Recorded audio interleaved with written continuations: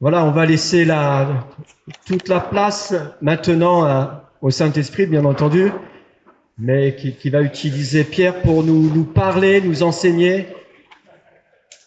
Qui ne connaît pas Pierre, qui ne l'a pas vu cette semaine? Tout le monde l'a vu cette semaine, vous connaissez tous?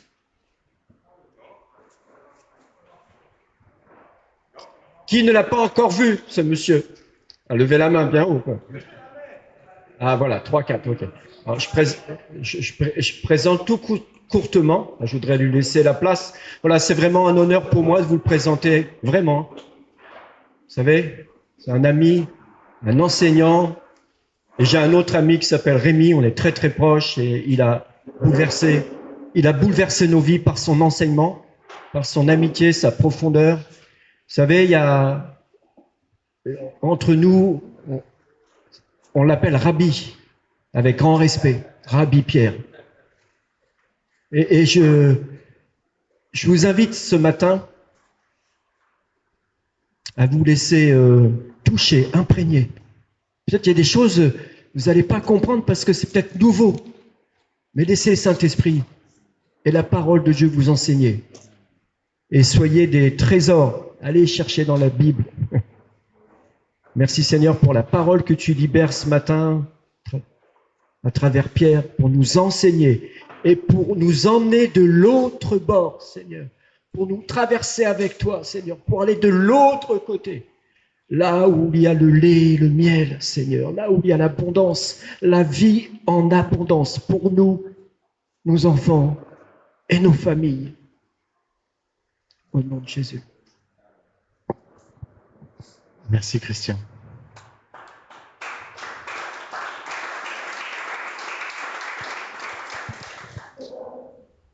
Merci Seigneur pour sa présence qui est vraiment là. On l'a senti dans la louange. Vous êtes d'accord avec moi? Vraiment, il se passe quelque chose. Nous voudrions te suivre, Saint-Esprit, dans ce week-end et vraiment être attentif à ta conduite. C'est une joie pour moi de partager sur ce thème-là. Vous savez,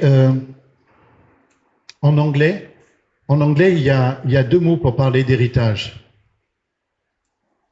Il y a le mot inheritance, qui parle de l'héritage physique, matériel. Et puis il y a le mot legacy. Legacy qui parle d'un héritage moral, d'un héritage spirituel.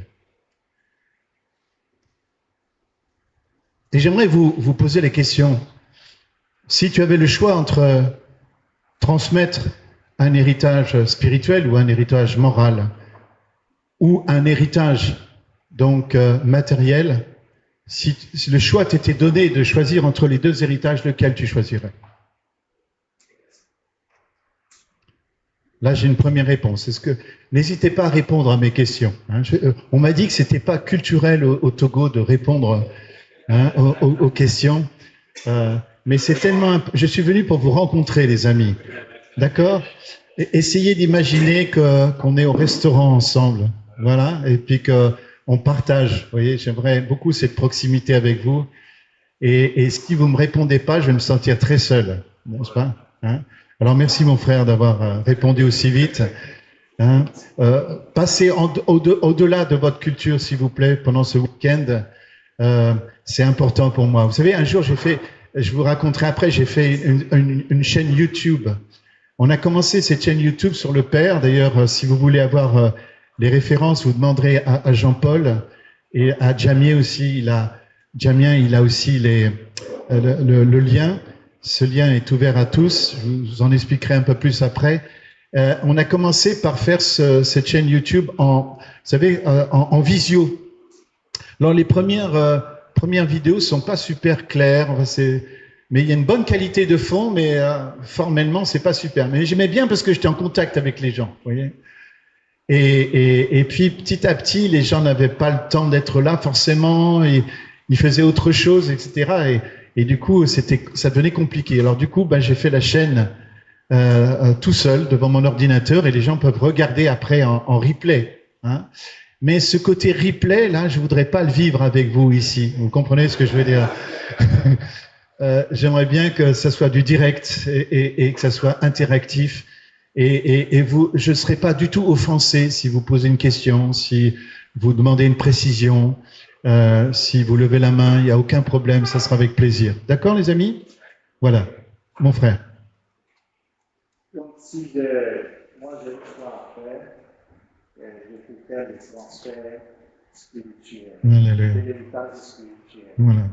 Car l'héritage spirituel les aideront, les héritages spirituels les aideront à bien gérer l'héritage matériel et ils seront épanouis et heureux dans la vie. Amen.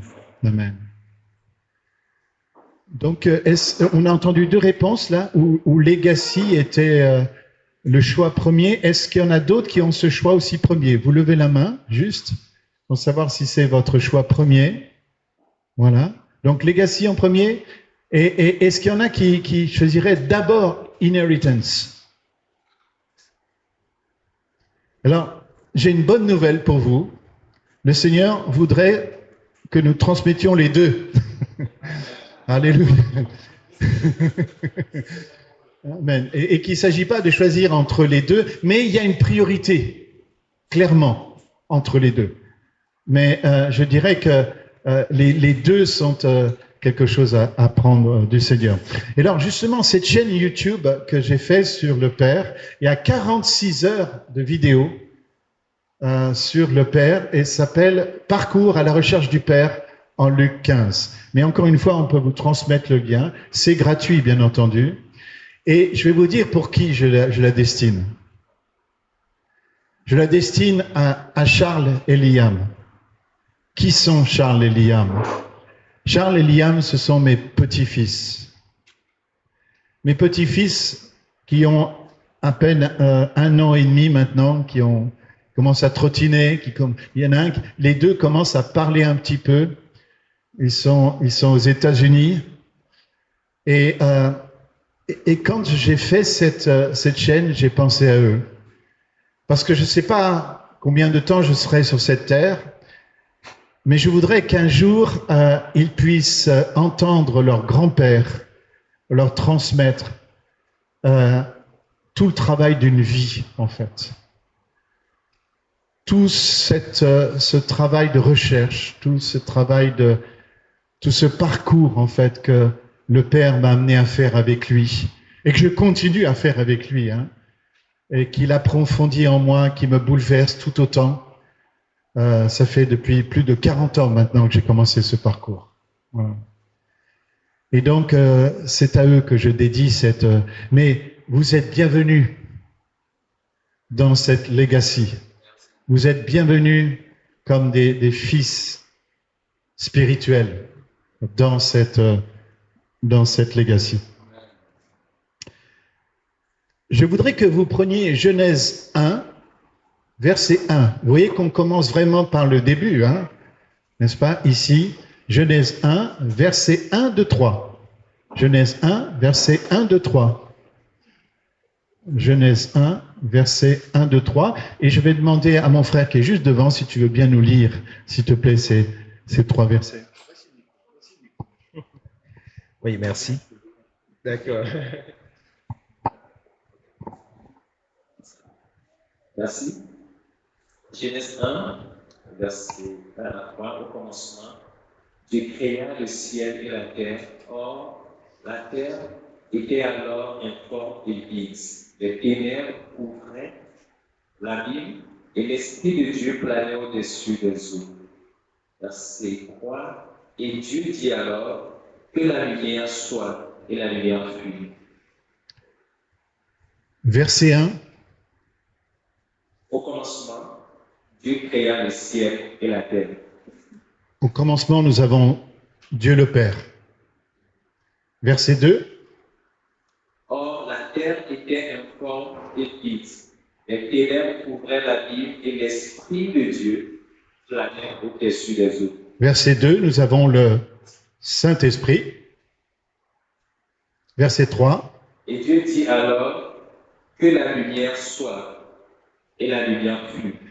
Et Dieu dit, la parole, nous avons Jésus-Christ.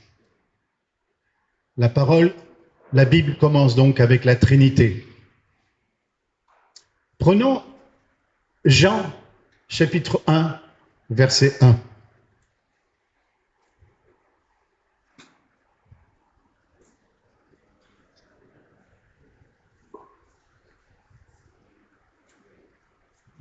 Tu seras mon lecteur, mon frère. J'ai vu que tu essayais de te défausser sur quelqu'un d'autre. Je peux plaisanter avec toi? Pas de souci, ça fait plaisir. Parce que les gens que j'aime, je les taquine comme ça. C'est un peu qui je suis, tu vois. Ça marche. Jean, chapitre 1, verset 1. Au commencement était celui qui est la parole de Dieu. Oh. Alors, attends, excuse-moi mon frère, on a un jeune homme ici qui veut citer le verset par cœur. Jean 1:1. Au commencement était la parole. La parole était avec Dieu et la parole était Dieu. Waouh! Merci beaucoup. Alléluia. Donc là, c'est ce qu'on appelle le prologue de Jean. On remercie notre cher Kevin, notre cher Kevin, qui nous a donc récité ce verset. Et là, il y a quelque chose que je voudrais que vous voyez. Vous savez, Jean commence, en fait, c'est l'évangile qui est tout à fait particulier, qui n'est pas comme les autres évangiles qu'on appelle synoptiques. Hein. L'évangile de Jean, c'est un évangile où il n'y aura pas de parabole. C'est le seul où il n'y a pas de parabole, mais Jean nous apporte une autre vue. Et vous savez que Jean mettait sa tête sur la poitrine de Jésus. C'est un évangile, on va dire, mystique au beau sens du terme, de la relation, de la communion hein, avec le Père. Et là, il nous dit que la parole, donc Jésus, cette parole que nous avons vue dans Genèse déjà, au verset 3, Genèse 1, 3, cette parole était auprès du Père. Et aujourd'hui, les gens qui traduisent ce verset sont tous un peu frustrés.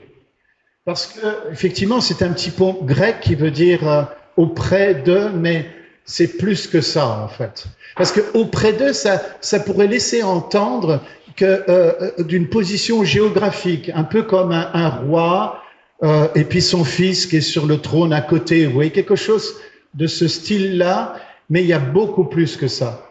Beaucoup plus de ça. Alors, il y a des traductions anglaises, notamment, qui commencent à faire évoluer un peu ce verset vers quelque chose de plus dynamique et de moins géographique, de moins topologique, on va dire, de moins géographique, de moins... Et du coup, ils disent que le Père et la parole étaient dans un face-à-face avec Dieu le Père. Donc, ce Jésus qui est dans un face-à-face, dans une communion face-à-face. Et nous comprenons que rien de ce qui a été fait dans le monde n'a été fait sans cette communion, dans ce face-à-face dynamique, relationnel entre le Père et le Fils. C'est pour cette raison que je voudrais placer ce week-end sous cette réalité-là profonde. C'est que rien ne peut se faire dans le monde sans une relation entre un Père et le Fils. Rien ne s'est fait dans le monde entre le Père et le Fils. Alors, à plus forte raison, rien ne peut se faire vraiment sans une relation vitale, profonde, dans un face-à-face dynamique entre un Père et son Fils.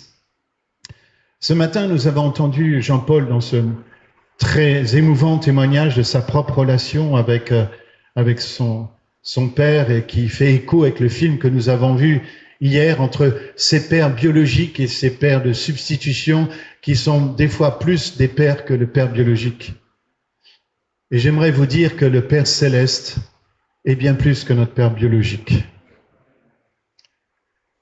Et que nous avons cette tendance psychologique à vouloir, vous voyez les amis, à vouloir croire que le Père qui est dans le ciel, en fait, est comme le Père que nous avons sur la terre.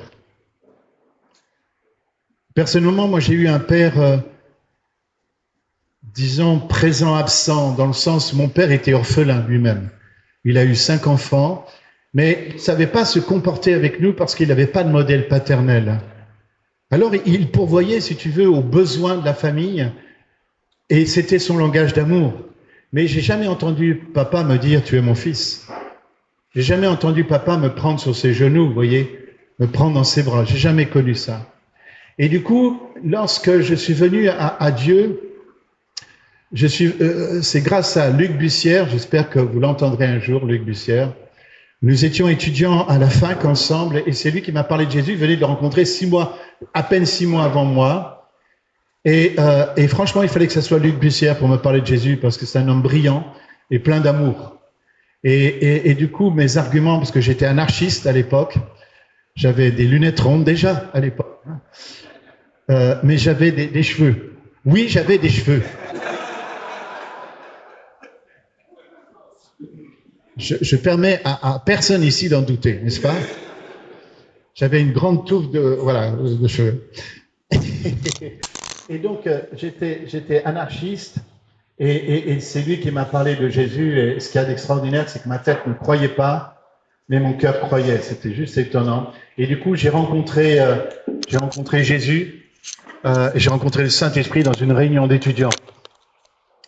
Et pour moi, c'était un tel bouleversement. Vous imaginez, vous êtes athée et puis vous rencontrez comme ça Jésus, vous rencontrez le Saint-Esprit dans la foulée. Ça a été vraiment un changement incroyable. Je me suis dit peut-être je devrais devenir moine. De toute évidence, je suis marié avec 3 filles. Je ne suis pas devenu un moine, n'est-ce pas? Je n'avais pas ce don de célibat-là. Et c'est le Père qui est venu me chercher en fait. Mais je n'avais aucune idée, vous comprenez?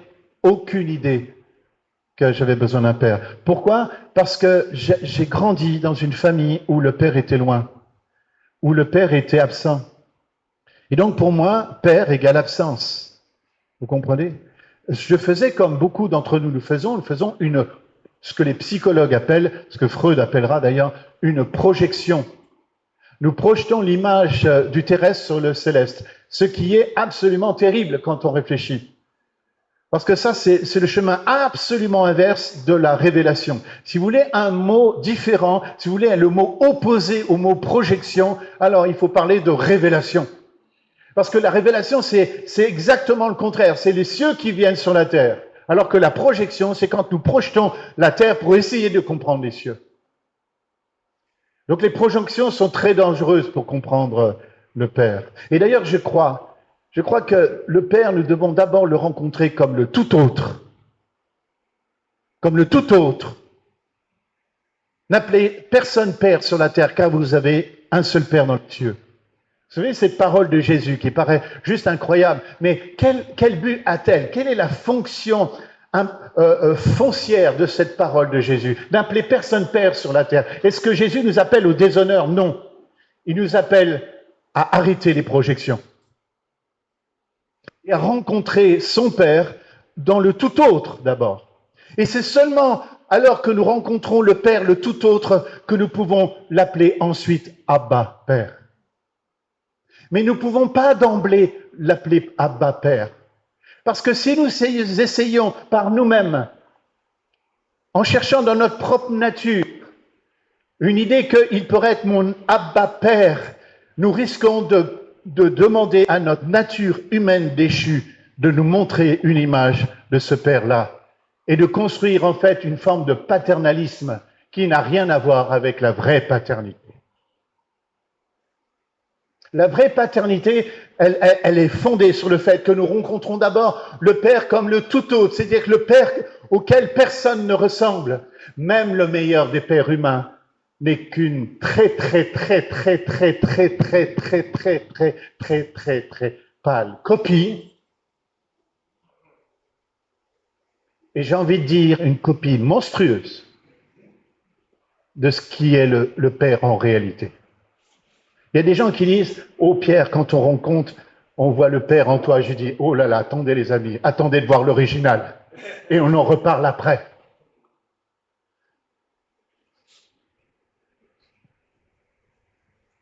le tout autre d'abord. Pour justement nous libérer de ces projections, pour nous libérer de cet héritage ancestral, j'allais dire transfert générationnel, mais il y a quelque chose d'ancestral.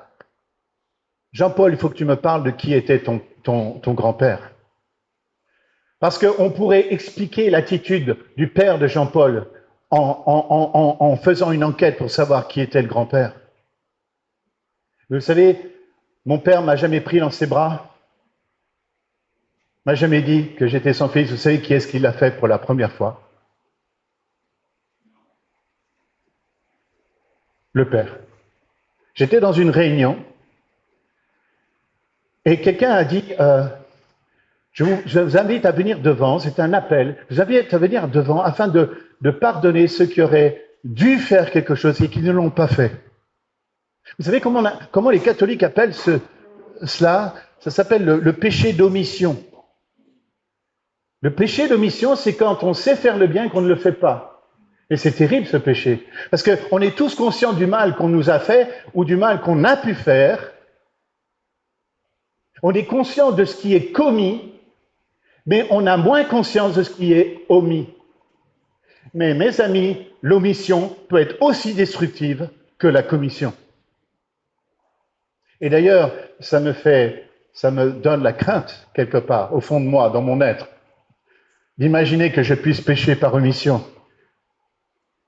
Parce que de dire à Dieu, moi Seigneur, j'ai rien fait, c'est justement le problème souvent. Parce que le mal ne peut progresser dans le monde que par l'inaction des hommes de bien. C'est Lord Acton qui a dit ça. Le mal ne peut progresser dans le monde que par l'inaction des hommes de bien. Les ténèbres ne peuvent progresser dans le monde que par l'inaction des fils de lumière. Et donc le péché d'omission, et je me suis dit, tiens, je vais aller devant et je sentais que quelque chose m'interpellait. Alors, je suis devant comme ça, puis je suis en train de dire, papa. Alors, j'avoue que ça remonte tellement loin, ça remonte à 40, vous allez connaître mon âge comme ça, ça remonte à 44 ans en arrière, voilà, c'est ça, 44 ans en arrière, donc j'avais 20 ans, ça y est, vous savez maintenant. 44 ans en arrière, j'avais 20 ans, et à 20 ans, j'avoue que je me souviens plus si papa était encore en vie ou pas. Mais je parlais aux souvenirs que j'avais de lui dans mon enfance, vous voyez ce que je veux dire? Je ne parlais pas à ce moment-là à lui personnellement, vous savez. Je parlais aux souvenirs et je disais, papa, tu as été un père qui pourvoit, mais tu m'as jamais pris dans tes bras. Tu m'as jamais dit que j'étais ton fils et j'aurais tellement aimé que tu me le dises. Et là, tout d'un coup, j'ai révélé, le manque a été révélé en moi. Parce que, par définition, mes amis, quand on grandit avec un manque, on ne sait pas qu'on a un manque. Les ténèbres n'existent pas en elles-mêmes, elles sont toujours l'absence de la lumière. Eh bien, le manque, c'est l'absence d'une présence. Mais quand cette chose vous a manqué, vous ne le savez pas, à moins que le Seigneur vous le révèle. Et c'est ce qui s'est passé. Le Seigneur a commencé à révéler ces choses en moi, et puis j'ai continué ma prière. Ah oui, Seigneur, j'aurais tellement aimé que tu te fâches pas quand j'arrivais pas en mathématiques. J'aurais tellement aimé que tu me prennes dans tes bras, que j'aurais tellement aimé jouer avec toi. J'aurais tellement aimé que tu me dises, tu es mon fils. Oh, la seule fois où, vous savez comment je suis devenu bon scolairement, c'est qu'un jour, papa était en train de parler à ma mère. En fait, il parlait un peu fort, parce que quand papa était inquiet, il parlait fort. Il se mettait en colère. L'inquiétude provoquait chez papa la colère. Alors, il engueulait ma mère, en fait. Hein, il disputait ma mère, mais je pense qu'en fait, il était vraiment inquiet. Et il parlait de mon frère qui est juste moi je suis le dernier de la famille. Hein. Il parlait juste de mon frère qui a 2 ans de plus que moi, comme ça, qui est très doué, qui était très doué, mais qui faisait rien à l'école. Il était passionné par l'aviation. Alors, il faisait des maquettes d'avions. Tu sais, ces maquettes d'avions que tu fais tourner comme ça en cercle. Je ne sais pas si vous avez vu ça au Togo. Hein. Ou alors, après, un peu plus tard, il a fait avec une télécommande comme ça. Et après, il a fait du planeur comme ça. Je me souviens on passait des week-ends à suivre mon frère, aller voir le planeur et mon frère comme ça. Mon frère était gros. Et je pense que de voir un planeur voler, ça l'aidait. Vous voyez ce que je veux dire?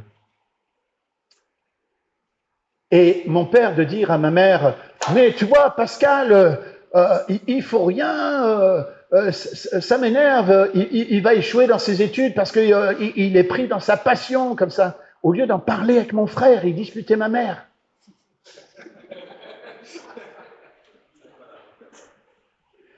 Et moi, j'étais dans ma chambre, mais mes amis, j'étais en train de ne rien faire.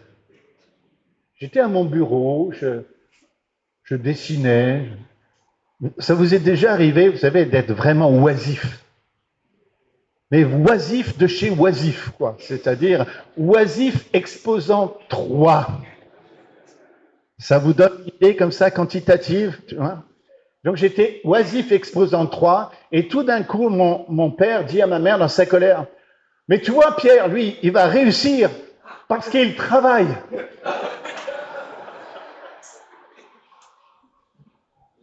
Et tout d'un coup, c'est comme s'il y a eu un éclair qui m'a traversé.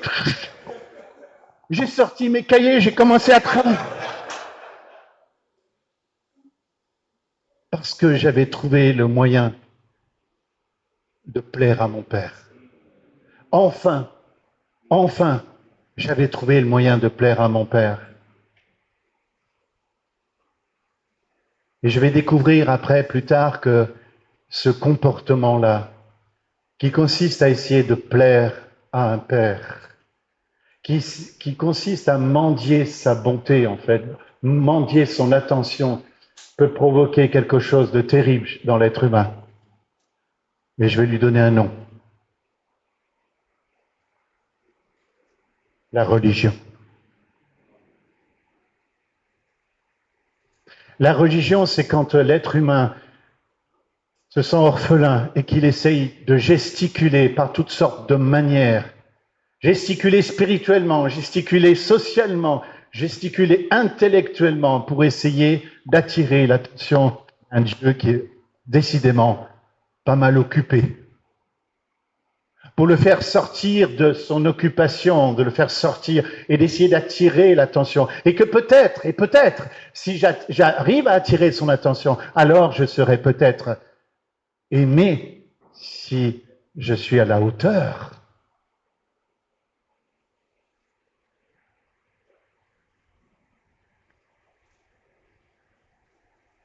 Vous voyez, cette recherche de validation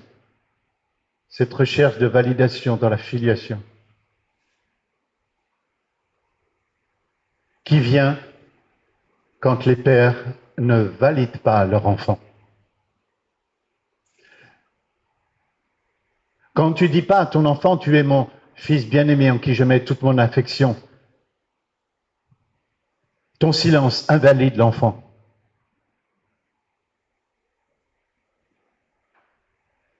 Ton silence invalide l'enfant.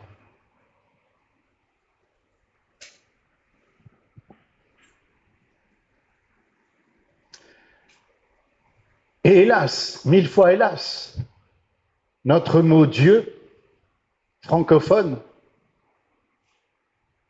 il est biaisé. Vous savez pourquoi le mot Dieu est dangereux? Le mot lui-même. On va faire un peu de philologie, un peu de vocabulaire, si vous préférez. Le mot Dieu, en fait, que nous avons et que nous partageons avec le monde francophone, ce beau monde francophone,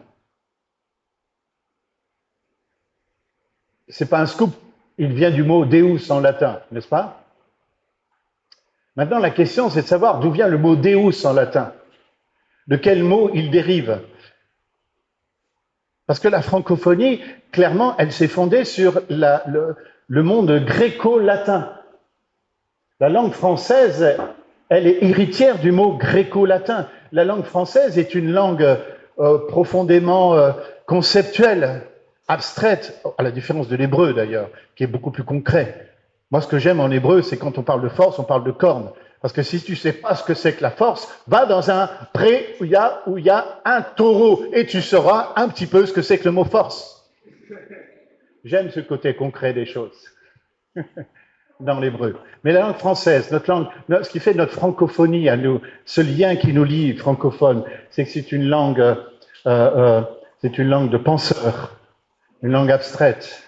Et donc, ça vient de quoi, ce côté penseur, philosophique? Ben, ça vient de la Grèce. Vous voulez savoir d'où vient le mot Deus? Quel est le mot grec qui a donné naissance à notre mot Deus dans la francophonie et au-delà, dans toutes les langues latines? D'où vient ce mot Deus? D'où vient-il? Il vient d'un mot grec qui est Zeus. Zeus. Quand vous déclinez vous savez, c'est une langue à déclinaison, le grec. Quand vous déclinez le grec au génitif, quand vous voulez parler de Dieu, vous voyez, l'idée d'une provenance, d'une appartenance de Dieu, vous mettez to Zeus. Ça veut dire de Dieu, de Zeus. Et vous voyez, et là, vous m'excuserez si je fais une toute petite parenthèse un peu technique, je m'en excuse auprès des enfants, mais c'est ce qu'on appelle la programmation neurolinguistique qui consiste à programmer les gens par les mots, en fait. Hein, et que les mots programment, en fait. Et ce qu'on appelle la PNL, c'est ce que les vendeurs, voilà, qui veulent vous vendre quelque chose ont appris, comme ça ils savent exactement comment vous manipuler, exactement pour vous faire vendre, si possible, leur article. Ça veut dire que les mots ne sont pas neutres, les mots véhiculent quelque chose. Donc ce qui veut dire que nous, francophones, dans notre arrière-boutique, dans notre inconscient de francophones, nous avons cette image d'un Zeus. Chaque fois que nous lisons le mot Dieu, et ça c'est dangereux, mes amis, parce que Zeus, comme je vais vous le montrer ce week-end, j'espère avoir le temps, Zeus, c'est celui qui réclame un sacrifice, c'est celui qui est en colère, avec des éclairs, qui cherche qui il pourra terrasser, n'est-ce pas, dans sa colère. Les images de Zeus sont terribles. Ce Dieu-là. Et ce Dieu-là qu'on prêche pour créer la crainte de Dieu. Mais ce n'est pas la crainte de Dieu qu'on prêche. On prêche la peur de Dieu. Or, la peur et la crainte sont deux choses qui sont très opposées en réalité.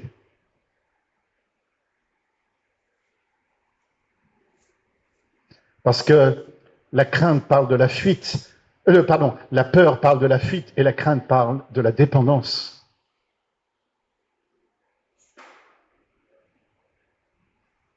Zeus, donc, c'est celui qui réclame un sacrifice de votre part. Un sacrifice de performance. Je suis désolé, le Dieu du papa de Jean-Paul, c'était pas le Dieu de la Bible. C'était Zeus qui réclame un sacrifice. Et quand on offre le sacrifice, alors, si le sacrifice est agréé, alors on peut être aimé. Non, le Père que je voudrais vous présenter n'est pas celui qui réclame le sacrifice. Il est le sacrifice. Voilà la grande différence avec Zeus. Donc, quand je dis ça, je ne vous interdis pas d'utiliser le mot Dieu, je veux juste que vous soyez conscients de ce qui se passe lorsque nous prononçons ce mot. C'est pour ça qu'il faut que notre révélation soit plus grande, plus profonde.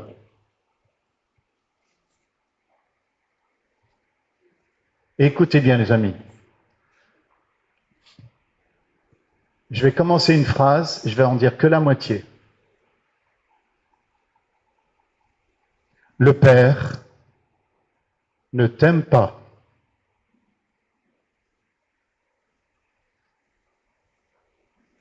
Vous avez envie que je continue, n'est-ce pas?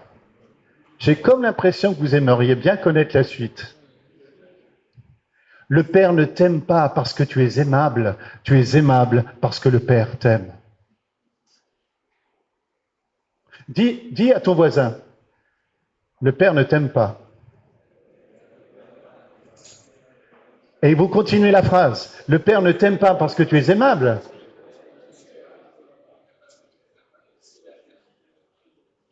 Tu es aimable parce que...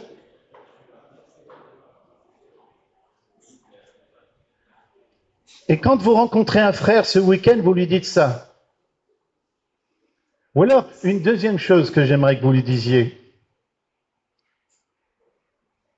c'est que la grâce ne travaille pas avec ce qu'elle trouve en nous, elle travaille avec ce qu'elle apporte. La grâce ne travaille pas avec ce qu'elle trouve en nous, la grâce travaille avec ce qu'elle apporte.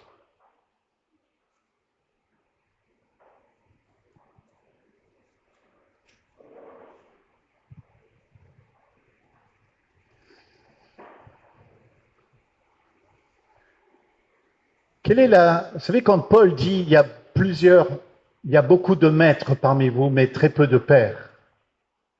Quelle est la différence? Donc Paul fait une opposition quelque part qualitative entre le fait d'être un maître et le fait d'être un père. Quelle est la différence qu'il y a entre les deux? Un maître, quand son enfant grandit, tu voulais répondre? Ah, très bien. Selon moi, la différence entre un maître et un père, c'est que un maître, il réclame de son serviteur, alors qu'un père, avec son amour, ne réclame rien de son fils. Il l'aime sans condition. Toi, tu es un bon papa. Hein? Alléluia. On est vraiment sur la bonne voie. Un maître, vous savez, quand il fait grandir son fils ou quand il fait grandir son disciple, quand le disciple arrive à sa hauteur, le maître commence à se sentir menacé par la croissance. Alors, le maître, il a tendance à vouloir tuer le disciple dans ces moments-là. Alors qu'un père, lorsqu'il voit son fils grandir et que son fils le dépasse, alors il est dans la joie. C'est ça la différence entre un maître et un père. Un maître est challengé, est défié par la croissance. Un père, lui, il est enthousiasmé par la croissance. Mais attention, quand un fils va plus loin que toi, il faut que ce soit une joie réelle. Mais il ne faut pas que cette joie soit narcissique.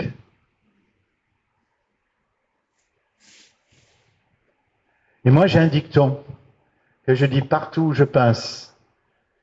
C'est que mon maximum devienne ton minimum. Que mon plafond devienne votre plancher. Dites ça à votre fils. Dites-le à votre fils qui est à côté de vous. Ou dites-le à votre voisin. Que mon plafond devienne ton plancher.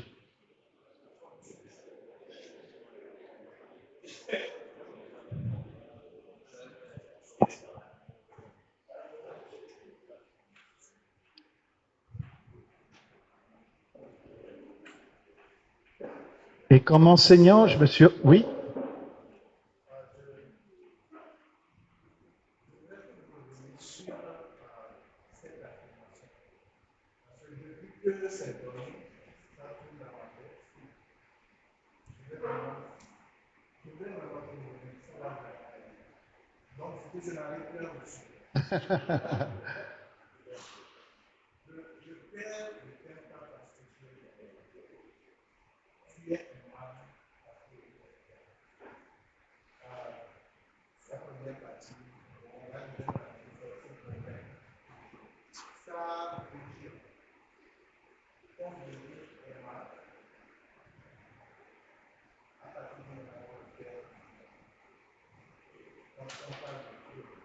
Mhm.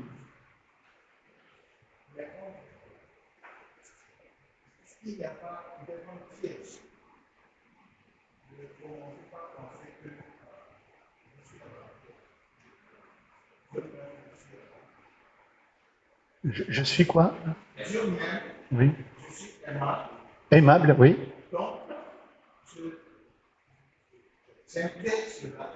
Et naturellement, je commence par. Il y a une attente sur mon esprit qui est là en moi parce que je suis. Oui. Oui. C'est pour cette raison que je vais continuer, je vais élaborer, tu vas voir. En tout cas, le fondement scripturaire de cette phrase, le Père ne m'aime pas parce que je suis aimable parce que le Père m'aime, c'est il nous a aimés le premier. C'est ça le verset. Il nous a aimés le premier. Nous l'aimons parce qu'il nous a aimés le premier. Hein? C'est important de placer, non pas l'homme au début du processus, mais bien de placer l'origine au début du processus. Et justement, il existe deux sortes de pédagogie. La pédagogie de l'attente et la pédagogie de l'espérance. La pédagogie de l'attente, c'est celle qui consiste à dire, si tu fais cela, alors je t'aimerai. Alors que la pédagogie de l'espérance, c'est que je projette d'abord une espérance et un espace d'espérance dans lequel l'enfant, le fils, le disciple va pouvoir grandir. Le danger des attentes, c'est que les attentes peuvent écraser une âme, peuvent écraser justement quelqu'un. Et Dieu n'est pas un pédagogue de l'attente, contrairement à ce qu'on pourrait croire. Mais c'est un pédagogue de l'espérance. C'est-à-dire que quand il regarde un être humain, il voit pas, il pose pas ses attentes, il ouvre un champ d'espérance devant lui. Et parce qu'il crée un environnement d'espérance dans lequel nous allons pouvoir grandir, faire nos erreurs sans doute, mais grandir aussi. J'ai été enseignant et je me suis rendu compte de ça, c'est que dans le groupe scolaire où j'étais enseignant, il y avait une institutrice notamment qui avait vraiment des attentes sur les élèves dès le début de l'année. Et dès le début de l'année, elle savait lesquels allaient réussir, lesquels allaient échouer. Je ne sais pas si vous imaginez un enseignant qui, au mois de septembre, sait déjà qui va réussir, qui est-ce qui va échouer. Ce genre de personne ne mérite pas le nom de pédagogue, vous voyez ce que je veux dire. Et à la fin de l'année, elle disait, vous voyez, je vous l'avais dit. Je précise que cette femme n'était pas prophétesse du tout, vous voyez. Et ce que j'ai découvert, c'est que dans ma classe, j'ai eu des élèves qui étaient... j'ai été enseignant dans une école chrétienne aussi, alors que j'étais pasteur aussi, je faisais les deux. J'avais quelques enfants qui n'étaient pas très très doués, très honnêtement, je vais être honnête avec vous, qui n'étaient pas très très très doués. Mais et si je viens vers ces enfants avec des attentes qu'ils ne peuvent pas supporter, je les écrase. Alors ce que j'ai fait, j'ai parlé d'espérance. J'ai commencé à pratiquer une pédagogie de l'espérance. Et je me suis rendu compte d'une chose, parce que le Père avait pratiqué cette pédagogie avec moi. C'est pas juste un truc. Pas juste un truc. Je vous expliquerai pourquoi après. Et le Père, donc, j'ai commencé à pratiquer en disant aux enfants que j'espérais. Tu vois, j'espère de tout mon cœur. J'espère de tout mon cœur. Et j'ai développé cette pédagogie. Et je me suis rendu compte d'une chose. C'est qu'un enfant, quand on l'aime, et quand on a de l'espérance pour lui, même si ses capacités ne lui permettent pas, l'enfant va vouloir se hisser non pas au sommet de vos attentes, mais au sommet de votre espérance. Il ne voudra pas décevoir cette espérance, il voudra pouvoir aller jusqu'à cette espérance. Et là, j'ai vu les enfants s'épanouir intellectuellement. Parce que, non pas à cause des attentes, mais à cause de l'espérance, vouloir se hisser à libérer l'intelligence des enfants. Et pourquoi j'ai eu ça? C'est parce qu'un jour, le Père, parce que je suis un perfectionniste, ouh là là, j'ai l'impression que dans cette salle, il y en a beaucoup de perfectionnistes. Hein? Levez la main, les perfectionnistes de cette salle. Allez-y, osez lever la main un petit peu. Regardez, oui, il y en a qui n'osent pas, mais je vous ai vu. Vous savez, moi je suis un perfectionniste. Quand je suis avec les perfectionnistes, je les... Ouais. Tu as essayé de te cacher comme ça avec ton beau sourire, mais je t'ai vu.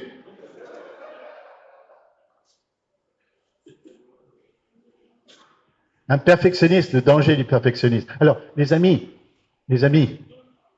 n'abandonnez pas votre désir de perfection, mais il n'y a qu'un seul chemin qui conduit à la perfection. Le seul chemin, ce n'est pas la compétition. Le seul chemin qui conduit, le lien qui conduit à la perfection, c'est l'amour. Si tu veux que quelqu'un devienne parfait, aime-le. Seul l'amour est le lien qui nous lie à la perfection, qui nous relie à la perfection. Mais tes performances ne peuvent pas t'y conduire. Parce que si la performance pouvait t'y conduire, alors pourquoi Dieu a-t-il envoyé Jésus-Christ ?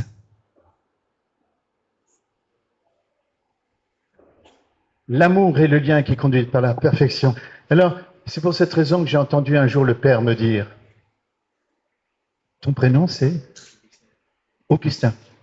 Augustin, je n'attends rien de toi, mais j'espère tout. Ton prénom, mon cher? François?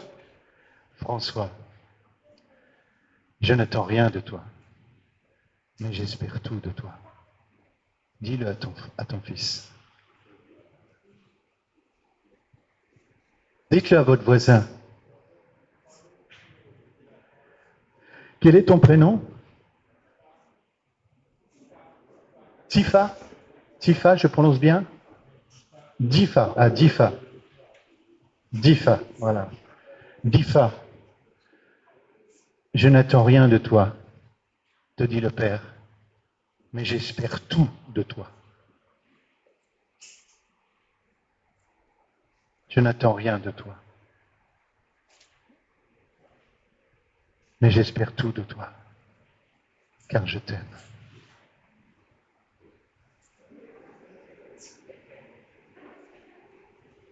Marque-le, mon cher, marque-le. Dites-le à votre voisin, allez-y, allez-y. Je n'attends rien de toi, mais j'espère tout de toi.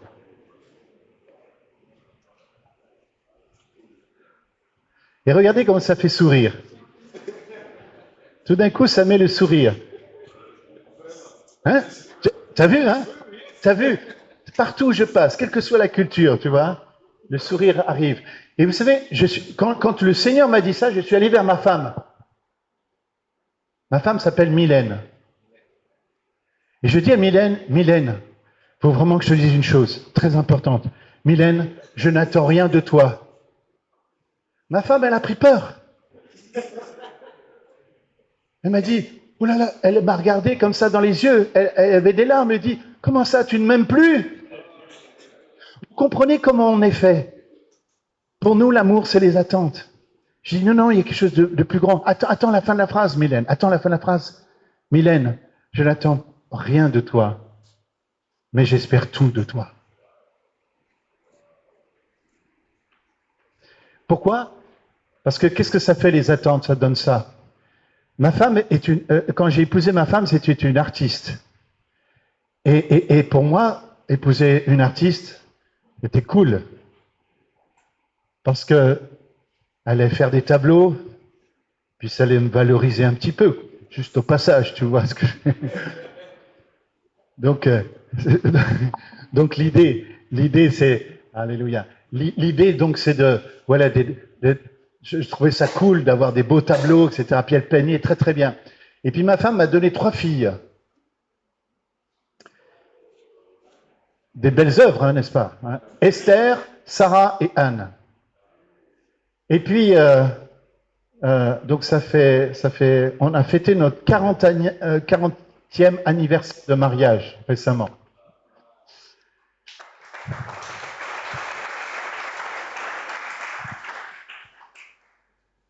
Et nous nous sommes aimés beaucoup au début, maintenant nous nous aimons mieux.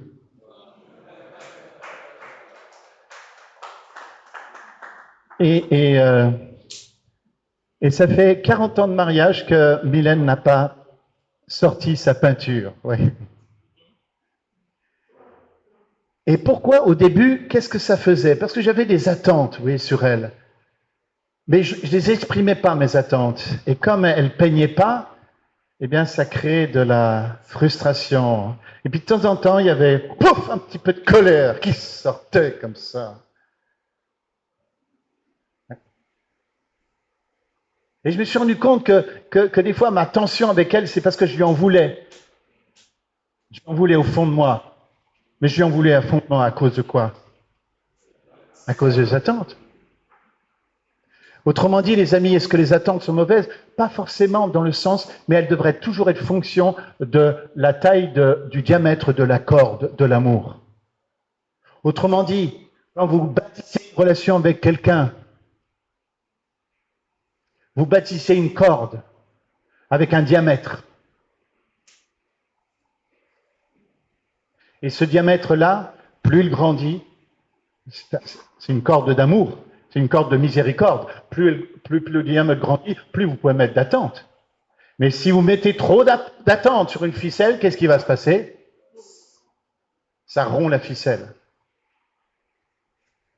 Et si quelqu'un vous a déçu, est-ce que, honnêtement, aujourd'hui, à ce stade-là, vous êtes ce week-end-là, est-ce que quelqu'un ici dit, il y a quelqu'un qui m'a déçu depuis plusieurs semaines, il y a quelqu'un qui me déçoit? Qui est-ce qui a ce sentiment dans son cœur?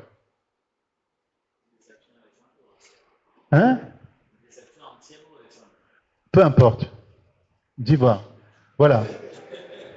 Oui, il y a un frère qui lève la main. Je te remercie pour ton honnêteté. Mais il n'y en a qu'un là? Ah, voilà, ça y est. Tu vois, il en faut toujours un, mon frère. Est-ce que tu veux bien être l'homme honnête qui va déclencher les autres dans l'honnêteté ce week-end? J'ai un conseil à vous donner. Écoutez bien. Pour ces personnes qui vous déçoivent, baissez le niveau d'attente, mais relevez le niveau d'espérance. Baissez le niveau d'attente et relevez le niveau d'espérance. Mais j'entends, tiens, tout d'un coup, j'entends une objection dans mon oreille. Mais Dieu est bien Dieu d'attente avec les 10 commandements. Tu ne feras pas, tu ne tueras pas, tu n'emploieras pas le nom de l'Éternel en vain. Est-ce que ce n'est pas des attentes, ça? Non, mes amis. Grâce à Jésus, ça devient 10 promesses.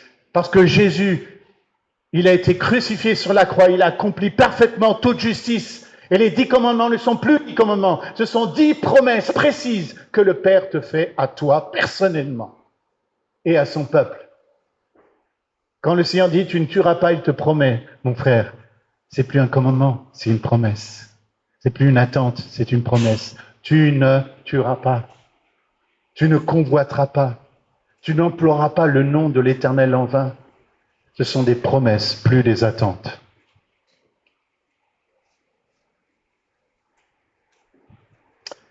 Et maintenant, je voudrais qu'on prenne Luc 15.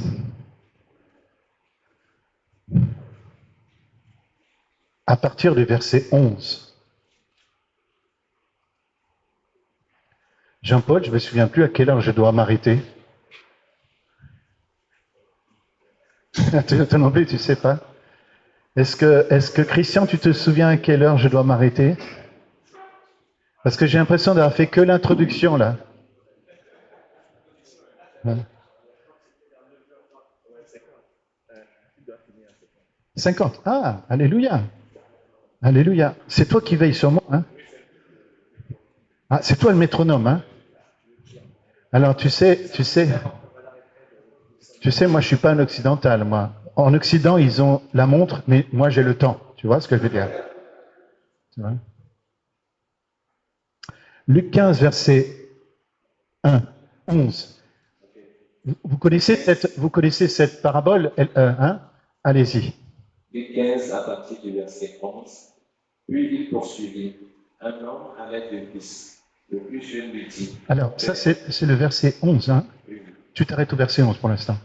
Mon père, donne-moi à Non, non, voilà. Un homme Avec- est poursuivi, Voilà. un homme avec deux fils. Voilà, très bien, on s'arrête là, voilà. Vous savez, vous me croirez si vous voulez, mais je ne suis pas capable de parler 1 heure sur chaque verset, là. Sérieux. Tellement c'est profond. Comment on appelle cette parabole la plupart du temps?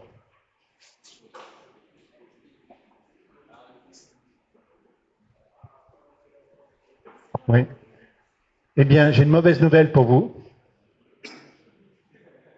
Très mauvaise nouvelle. C'est pas son titre. Eh oui. Ça, c'est le titre que la tradition a fait. Et pourquoi je n'aime pas ce titre? Je vais vous dire pourquoi. Parce que cette parabole laisse entendre qu'il est question d'un fils prodigue. Or, en aucune manière, il est question seulement d'un fils prodigue. Il est question, et on relit le verset 11, Un homme avec deux fils. voilà le titre de la parabole. Ah oui, vous savez, les hommes sont incroyables. Tu sais, Jésus donne le titre de la parabole et nous en cherchons un autre. Quelle humilité, hein? Je veux dire, quelle humilité, hein? Ça me fascine. Ça me fascine le monde chrétien dans lequel on est des fois. Jésus nous donne le titre, un homme avait deux fils, et nous en inventons un autre, où nous disons, non, on ne veut pas l'entendre d'un père, un homme avec deux fils, on veut entendre parler que d'un fils. Eh bien non, parce que si tu ne vois qu'un fils, tu occultes tout le reste, et le sens de la parabole t'est volé. Et je crois même que ce titre, le fils prodigue, est diabolique. Que ça, parce qu'il nous vole le père. Et le diable, c'est le père du mensonge. Un homme avait deux fils. Et regardez comment elle est faite, cette phrase. Vous allez comprendre pourquoi je peux parler 1 heure. Hein. Si je dis un homme, et je m'arrête, ben, je sais que c'est un homme, c'est déjà pas mal. Surtout en ce moment, Christian. Hein, à notre époque. Ouais. Mais c'est seulement si j'entends le reste de la phrase. Un homme avait deux fils. Je comprends donc que les deux fils, par les deux fils, que donc c'est un père. Et tout ça pour montrer une chose, c'est que la paternité, c'est pas un titre, c'est une relation. La paternité n'est pas un titre biologique, c'est une relation. Et c'est ce qu'a voulu montrer le terme. Parce que regardez encore une fois, regardez la structure ternaire qu'il y a. Un homme avait deux fils. Donc les deux fils, ça vous ramène au mot homme et ça le qualifie. Vous voyez ce que je veux dire? 1, 2, 3. 1, 2, 3. Un homme avait deux fils. Ah, donc deux fils, c'est un père.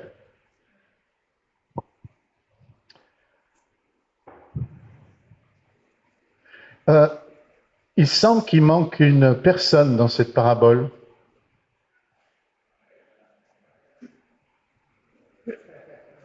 Mais oui, c'est quoi cette parabole masculiniste où il n'y a que des hommes mâles? C'est quoi cette parole masculiniste? Et où est la mère? Alors, je vous pose la question, les amis, où est la mère?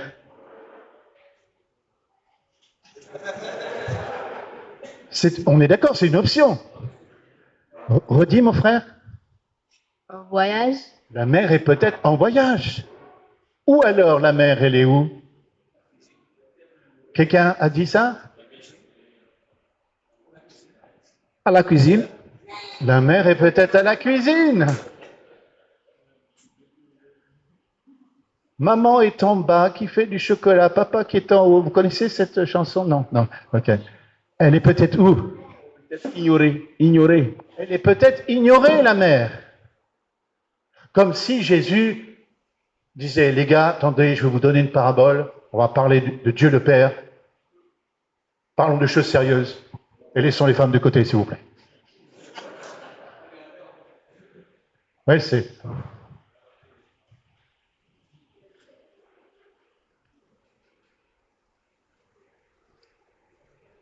Mais moi, je prétends que la mère est là.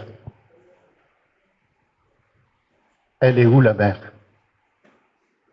Pourquoi, autrement dit, pourquoi Jésus ne met pas en scène une maman? Pourquoi il ne met pas une femme dans cette parabole? Pourquoi il met un homme et ses deux fils? Pourquoi?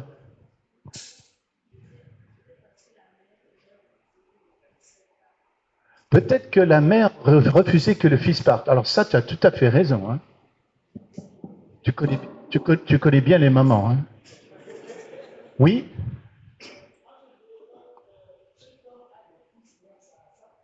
Oui? J'apprécie ce que tu dis, mon frère. Oui?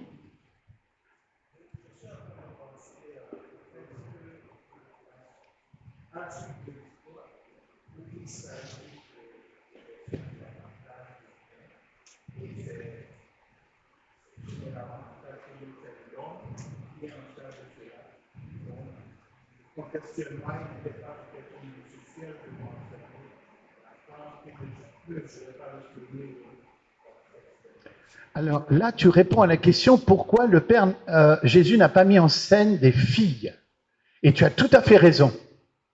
Tu as tout à fait raison, mon frère. À l'époque de Jésus, seuls les garçons mâles héritaient du Père. Et c'est seulement le christianisme qui va faire bouger les lignes au niveau de la transmission d'héritage. C'est le christianisme qui va changer complètement le regard de l'humanité sur la femme. Complètement, et sur l'enfant aussi d'ailleurs. Sur l'enfant. Parce que Jésus, naissant d'une femme sans l'aide d'un homme, regardez comment le Seigneur réhabilite la femme. Naissant dans la pauvreté, regardez comment le Seigneur restaure l'image de la pauvreté. Et naissant comme un enfant, regardez comment le Seigneur restaure l'enfant à une époque où le droit de vie et de mort était possible dans le monde romain sur l'enfant jusqu'à l'adolescence. Donc vous voyez, le paradigme, la naissance, la manière dont Jésus est venu au monde, la manière dont Dieu vient au monde fait éclater le paradigme. Et ça va faire évoluer les lignes. Aujourd'hui encore, dans l'islam, seuls les hommes héritent. Moi, je connais une famille au Maroc, une famille très nombreuse. Il y avait 2-3 garçons et tout le reste, une grande compagnie de filles. À la mort du père, ce sont les garçons qui héritaient. Et les garçons, ils ont donné une pichenette aux filles après.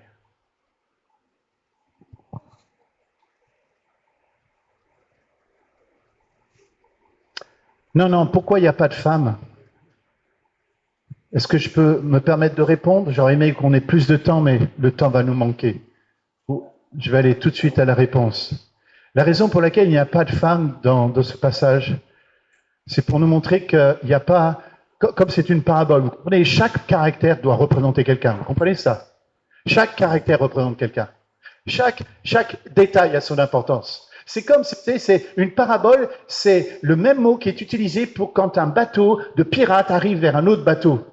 Ils jettent des filins comme ça pour monter à bord du bateau, piller le bien et ramener le bien. Vous savez, c'est un abordage. C'est une image d'abordage. Le mot parabolé veut dire ça. Et vous savez ce que c'est qu'en mathématiques, une équation parabolique, n'est-ce pas?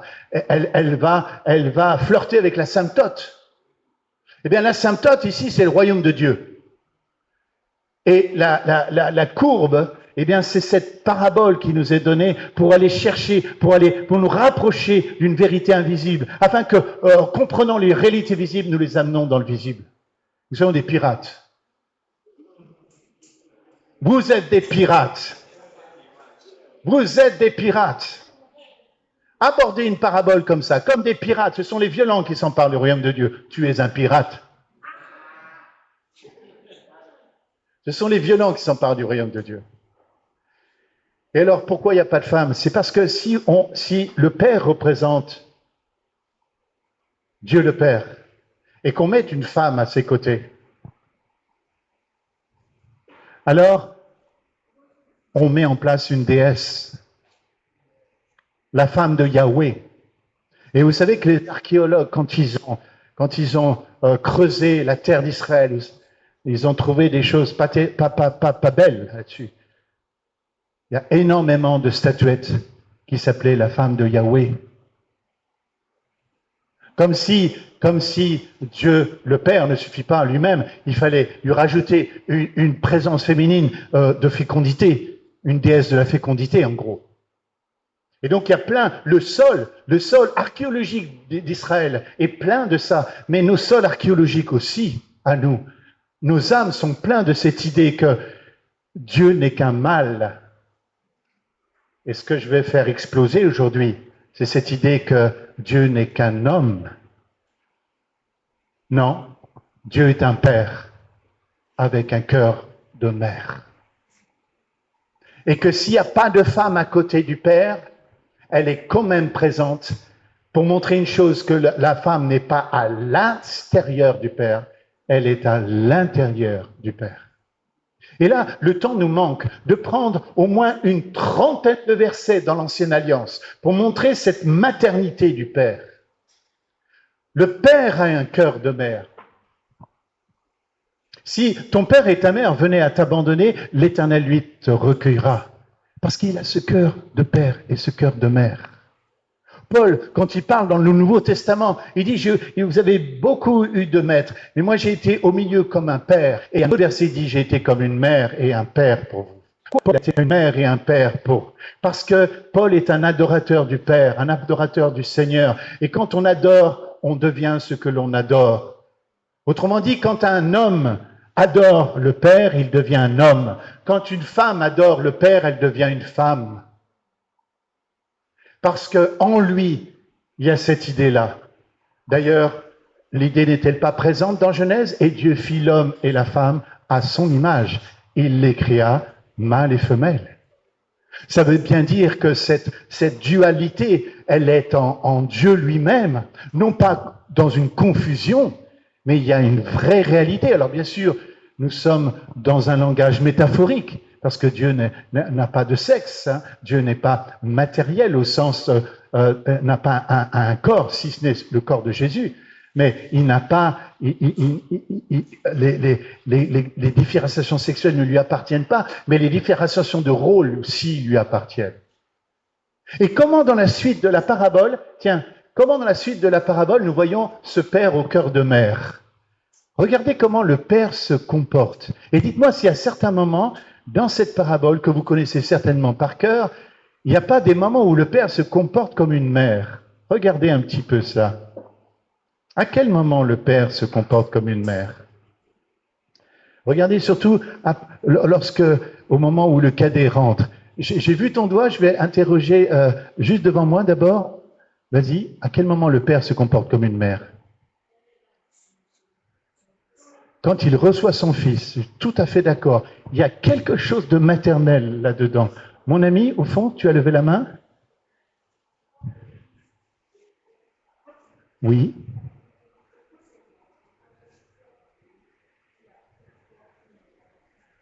Oui, c'est ça. La réception du Père, dans la réception du Père, il y a quelque chose de très maternel. De très maternel. Qui est-ce qui peut préciser? En tout cas, merci les enfants. C'est excellent le travail que vous faites avec nous. Hein? Je dirais au retour du fils aîné. Et le papa s'est vraiment comporté comme une maman dit, mon fils, tu es toujours avec moi. Ton frère qui était parti, je le croyais mort. Donc c'est vraiment de l'affection qu'il exprime pour l'un et pour l'autre au même moment. Ça c'est vrai, c'est tout à fait vrai. Excellent. Oui, mon frère? Je dirais plutôt que de la manière dont il n'a pas vu les bévues que l'enfant a fait, normalement, un papa, il repasse toujours les bévues avant de parler. Mais dans ce temps, quand l'enfant est revenu, il a ignoré immédiatement les bévues et a plutôt préféré donner la partie cadeau, la partie jetonnant. Exactement. Le fait d'être ému de compassion, oui. je citais juste le verset. Il fut ému de compassion. C'est vraiment le cœur, les entrailles. En grec, c'est splaganzomai. Ça parle de ce qui vient là. Ça parle du ventre maternel. Ému de compassion. Hein? Oui? Je me rappelle de ce verset-là qui dit « Une femme oublierait-elle le fruit de ses entrailles ?» Et jamais, peu importe ce que l'enfant a fait, ce père-là n'a jamais oublié son enfant et à son retour, il a encore accepté. Exactement. Imaginez l'enfant, quel était son dernier travail avant qu'il rentre à la maison. Qu'est-ce qu'il se souvient du dernier travail? Tu lèves la main? Pardon. Il nourrissait les porcs. Exactement. Il nourrissait les porcs. Je connais quelqu'un qui a élevé des porcs. D'ailleurs, il a divorcé aujourd'hui. Pourquoi? Parce que un porc, ça pue. Mais c'est une infection. Il devait passer une demi-heure sous la douche, plusieurs fois par jour, pour essayer d'enlever cette puanteur qui s'attachait à lui, vous voyez.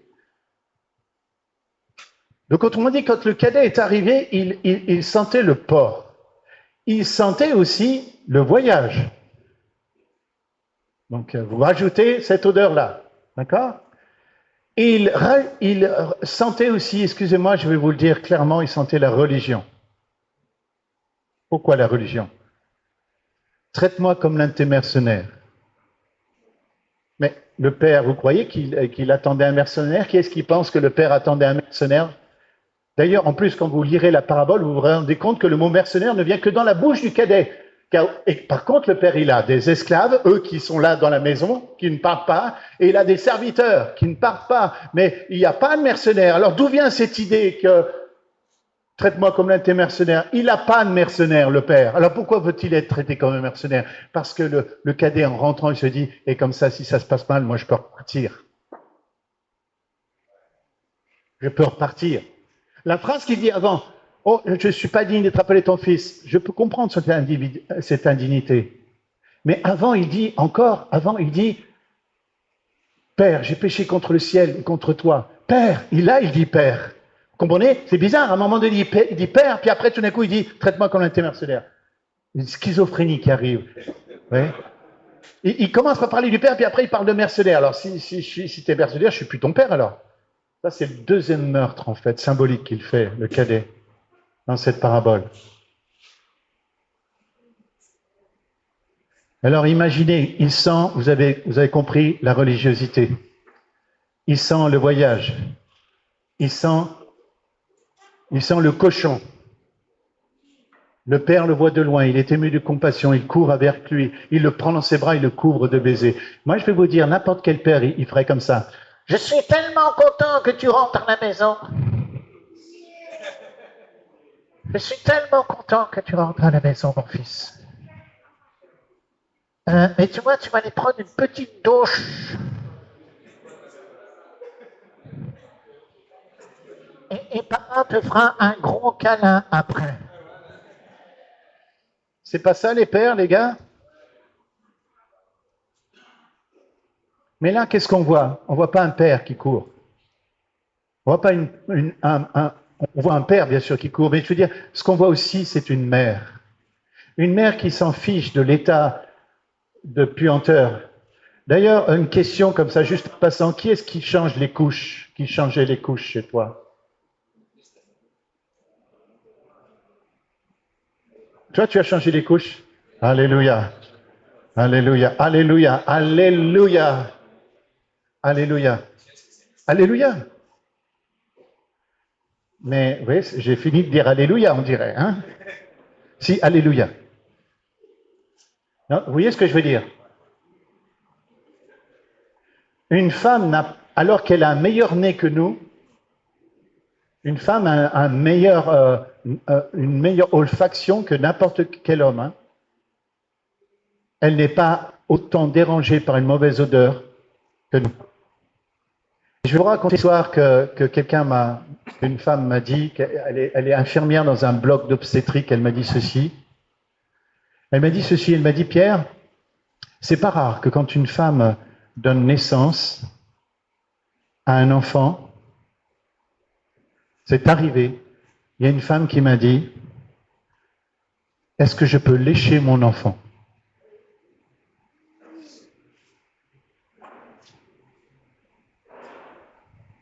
est-ce que je peux lécher mon enfant? Et je lui ai posé la question, est-ce qu'un homme t'a fait un jour la même demande? Elle m'a dit non, jamais. Vous voyez ça nous parle de ce cœur, de ce père au cœur de mère. Un jour, j'étais dans une classe un peu comme ça, c'était à Jeunesse en Mission, et non, c'était dans une formation de disciples, il y avait des jeunes. J'ai dit, vous allez me parler de vos parents, j'ai bien fait exprès d'utiliser le mot parents, et vous allez me dire, chez vos parents, qu'est-ce qui vous semble ressembler le plus à Dieu le Père, et ce qui vous semble le moins ressembler à Dieu le Père? Alors, ils ont commencé à écrire comme ça, et puis au bout d'un moment, on a fait le tour de la classe. Alors, toi, tu vois, mon père, il y a ça qui montre Dieu le Père, mais alors ça, un peu moins. Ok. Toi, tu vois, mon père, il y a ça qui montre Dieu le Père, et ça, alors vraiment, vraiment beaucoup moins. Ok. Et ça, mon père, lui, il est vraiment super, et il me montre qui est le Père. Je vois pas ce qui pourrait être moins super. Ah, et on continue comme ça. Et à la fin, tout le monde m'avait parlé de son père, et j'ai dit, écoutez, je voudrais vous poser une question. Juste vous reposer une question. Je vous ai demandé, chez vos parents, en quoi vos parents sont une image du Père ou un peu moins une image du Père? Et vous m'avez tous répondu par le Père, votre Père. Est-ce que vous êtes en train de me dire qu'une mère n'a rien à nous dire sur Dieu le Père?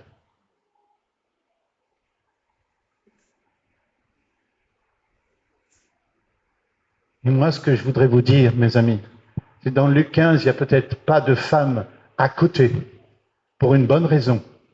C'est que la femme, elle est dans le Père. Et je voudrais vous montrer un tableau. Vous savez, ce tableau qui est très connu de Rembrandt.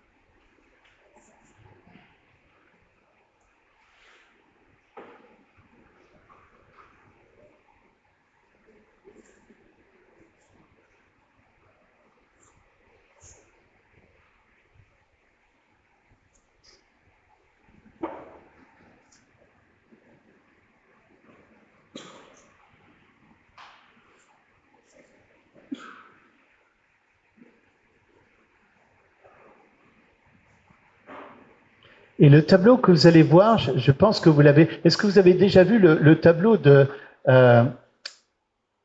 Rembrandt? Ce tableau-là, est-ce que vous l'avez déjà vu? C'est un tableau qui se trouve dans le musée de l'Ermitage en Russie. Et les gens font la queue pour le voir. C'est un très très beau tableau. Et regardez, Rembrandt a mis un détail dans ce tableau pour nous montrer que le Père a un cœur de mère. Et qui est-ce qui le voit, ce détail?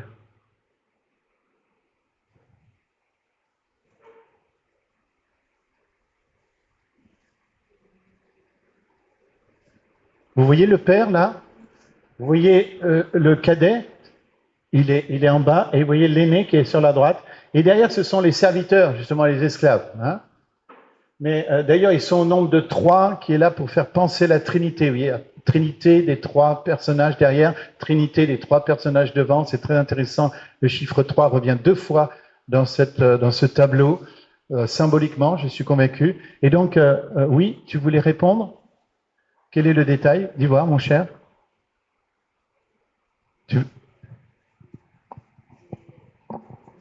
J'ai remarqué que le père, malgré ses vêtements parfaitement, qui vient juste de sortir, par exemple, de sortir de la machine, eh bien, même avec ça, il est venu embrasser son fils qui revenait d'un endroit très sale, qui revenait d'un endroit là où il nourrissait les cochons.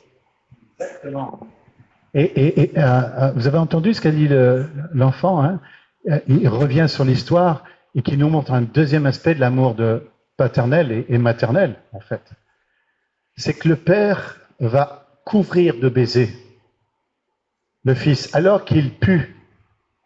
Il pue le voyage, il pue le cochon, il pue la religiosité. Et quel est le message pour nous? C'est qu'il n'y a pas un plan A puis un plan B. Le seul plan qui nous est donné, c'est que seul l'amour lave. Seul l'amour lave. Autrement dit, l'enfant va être lavé, non pas avec de l'eau et du savon, il va être lavé avec les baisers du Père. De ce Père au cœur de mère. Ça, c'est puissant. Ça va plus loin encore que le lavement des pieds, hein, que le lavage des pieds.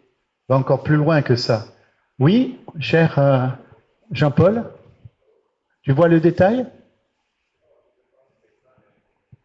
Le sentiment comme si la tête du fils est posée sur le cœur du père. Alors ça, c'est une bonne indication. C'est pas la réponse que j'attends, mais c'est une très bonne indication. Et j'ai envie de même dire qu'il est la tête du fils est comme sur le ventre de ce père, au cœur de mère. Voyez? Donc c'est comme si le père est enceint. Il était enceint du retour de son cadet. Il était enceint de ce retour-là. Non, il y a un autre détail. Alors, j'avoue que je regrette un peu que ça soit sur un mur granuleux comme ça, parce que ça nous empêche un petit peu de le voir. Mais quand même, il y a un détail. Mon frère? Oh, pardon. Derrière l'homme, il y a un visage de femme qui se fait voir derrière l'homme. Tu as raison, tout au fond, dans le tableau, et c'est pas la bonne réponse, hein, mais c'est au fond, il y a une femme, effectivement. Mais souviens-toi ce qu'on a dit. La parabole ne met pas de femme à côté du père afin de montrer que la mère, elle est dans le père. Donc il faut regarder le père.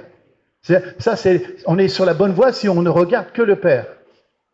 Oui, mon frère? J'ai l'impression que les mains du père sont les mains de femme. Bravo. On applaudit ce frère. Applaudissez ce frère. Bravo. En fait, mon frère, la main droite est une main de femme. Et la main gauche est une main d'homme. Eh oui.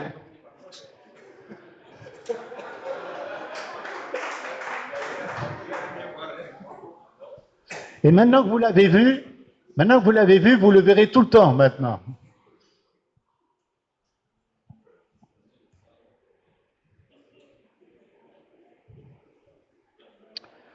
On continue le verset. On continue le verset 12. Le plus jeune lui dit, mon père, donne-moi ma part d'héritage, celle qui doit me revenir un jour. Et le père fit le partage de ses biens entre ses fils. Alléluia. Donc ici, nous avons un fils. Nous sommes dans un week-end père-fils, n'est-ce pas? Nous avons un fils qui réclame son héritage. Il réclame sa legacy ou son inheritance? Ça, c'est le premier niveau, effectivement. Il réclame son inheritance. Il réclame des espèces sonnantes et trébuchantes. Et ça, c'est la bonne traduction. C'est la traduction la plus littérale qu'on peut faire de ce verset. Maintenant, si on va piocher un peu dans le texte grec, ce qui est intéressant, c'est que le mot qui est utilisé pour la part du bien qui doit me revenir, la part d'héritage qui doit me revenir, la part de l'héritage qui doit me revenir. Le mot qui est utilisé en grec, c'est ousias. Tes ousias. Ta substance, en fait. Littéralement, c'est ta substance. Père, donne-moi ta substance. Ça serait la traduction encore plus littérale. Ta substance. Mais vous vous rendez compte tout d'un coup, qu'est-ce qu'on est en train de voir là? On voit que derrière la simple demande de l'héritage, il y a une demande encore plus ontologique. Le cadet ne veut pas simplement des sous, il veut la substance du Père. Il veut devenir un père. Il voudrait être comme son père.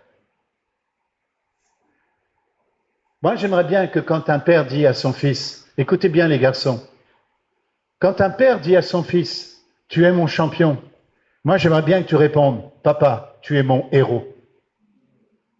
Ok? Je vous suggère ça. Afin que ce ne soit pas simplement papa dise, tu es mon champion, mais j'aimerais bien que tu dises, toi, en retour, papa, tu es mon héros. Je voudrais te ressembler. Et là, on voit qu'il y a deux manières de grandir. Soit on grandit dans l'honneur, soit on grandit dans le déshonneur. Et il y a deux manières de grandir en tant que fils. Soit on tue le père pour prendre sa place, soit on honore le père pour devenir comme lui, et même le dépasser. Et là, nous voyons un modèle terrible de déshonneur, où le fils ne demande pas simplement de l'argent, il demande la substance du père, il demande le père lui-même. Et vous savez, au fond, les crises d'adolescence. Alors, est-ce qu'il y a des crises d'adolescence au Togo? Expliquez-moi, les Togolais. Est-ce que ça existe, les crises d'adolescence? Ça existe, la crise d'adolescence? C'est un enfant en dessous de 10 ans qui va me dire si ça existe. Hein? Ça existe, les crises d'adolescence au Togo? Ça existe au Togo? Les papas, ça existe, la crise d'adolescence au Togo? Ah, ça c'est terrible. Vous vous êtes fait occidentaliser, hein, les gars. Hein? La crise d'adolescence, en fait, c'est ce modèle par lequel l'enfant déshonore son père pour pouvoir devenir comme lui. Croyant, parce que le diable lui a dit, croyant que ton père ne veut pas te donner le sexe, ton père ne veut pas te donner l'argent, ton père ne veut pas te donner la liberté, alors exige-la maintenant.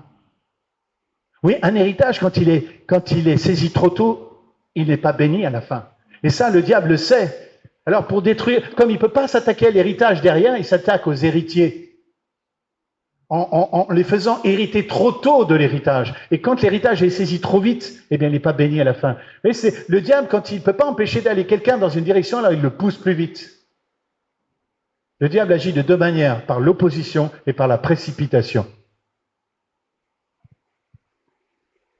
Donne-moi la part de ta substance, ousias. D'ailleurs, en grec, ousias, ça a déjà une longue carrière philosophique d'ailleurs. Le mot veut dire la substance, l'essence. Donne-moi, Père, qui tu es. Et ça, c'est un meurtre symbolique. D'autant que, mes amis, à l'époque de Jésus, les deux manières d'hériter étaient simples. Soit tu attendais la mort de ton père et tu héritais ensuite, soit ton père faisait le partage avant et tu héritais, mais il fallait encore que le père meure de toute façon. Mais à aucun moment on ne pouvait hériter du vivant de son père. C'est pas possible à l'époque de Jésus. Or là, le cadet innove dans l'iniquité. Il innove. C'est très violent ce qui se passe. C'est un meurtre symbolique. Et regardez comment le père réagit. Et alors, le père leur partagea son bien. Et là, le mot bien est intéressant. Parce que ça veut dire la subsistance, ça veut dire, vous voulez savoir le mot grec, c'est ton bion, qui a donné biologie. Autrement dit, regardez, le cadet demande la substance et le père, lui, partage sa vie. Vous vous rendez compte comment Jésus nous parle du Père? Jésus qui connaît le Père depuis l'intérieur. Jésus qui est sorti du sein du Père pour nous le faire connaître. Regardez comment Jésus nous parle de son Père ici. Il ne nous montre pas un Père qui réclame le sacrifice. Il nous montre un Père qui est le sacrifice. Et je voudrais que vous montriez quelque chose. Vous allez me dire si vous avez compris. Dès que je vais faire un geste. Vous allez me dire si vous comprenez mon geste. Qu'est-ce que je veux dire par là? Je vais faire un geste. Tu peux tenir le micro pour moi? Regardez.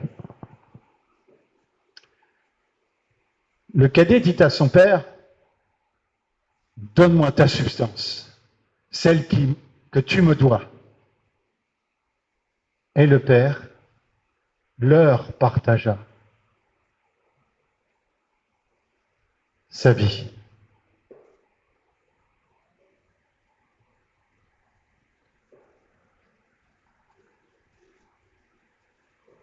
Et le Père leur partagea sa vie.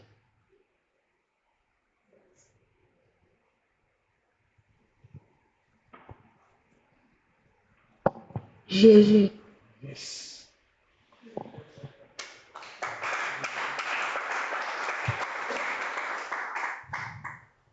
On va bientôt s'arrêter, hein, c'est ça? Ce que je vais vous montrer ce week-end, c'est que qui a vu le Fils a vu le Père. Et ce que Jésus est en train de nous montrer ici, rien que dans le 2e verset de Luc 15, c'est que si lui va aller à la croix, c'est pas pour montrer qui il est lui, mais c'est pour montrer qui est son Père. Que le Seigneur vous bénisse.